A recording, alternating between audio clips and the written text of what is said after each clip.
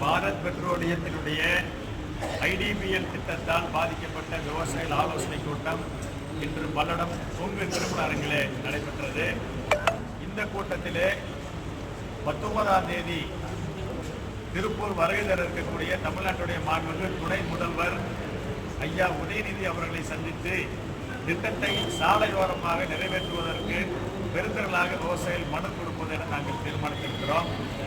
அடுத்ததாக இந்த திட்டத்தை மத்திய அரசிடம் எல்லாம் அழைத்து சென்று விவசாயிய கோரிக்கைகளை எடுத்து சென்று சாலையோரமாக திட்டத்தை நிறைவேற்ற கோரிக்கை வைப்பதற்கு உதவி புரிந்த தமிழ்நாடு பாரதிய ஜனதா கட்சியுடைய மாநில தலைவர் ஐயா அண்ணாமலை அவர்களுக்கும் தமிழ்நாடு பாரதிய ஜனதா கட்சியுடைய விவசாய அணி தலைவர் ஐயா ஜி கே நாகராஜ் அவர்களுக்கும் நாங்கள் நன்றி தெரிவிக்கும் தீர்மானத்தை நிறைவேற்றியிருக்கிறோம்.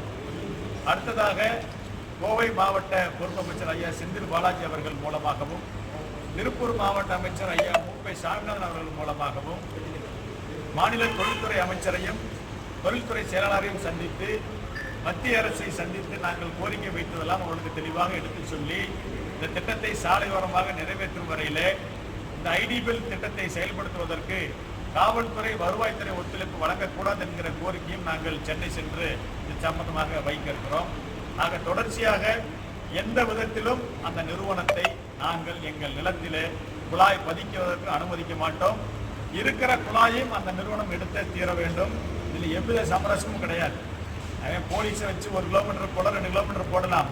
ஓட்ட பைப்புகளை பாதுகாக்கிறதுக்கு காவல்துறை எத்தனை நாளைக்கு எங்கள் நிலத்துக்கு வர முடியும்? மேல இருக்கிற மண் எங்களுக்கு சொந்தமானது. மேல இருக்கிற 6 அடி மண் எங்களுக்கு சொந்தமான அந்த மண்ணை எடுத்துட்டுருவோம். எண்ணெயெல்லாம் கொண்டு போகவே முடியாது.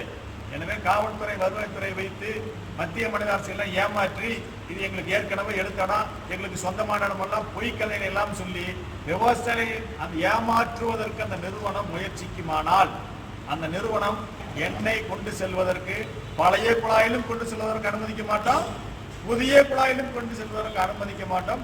அதில் நாங்கள் உறுதியாக இருக்கிறோம்.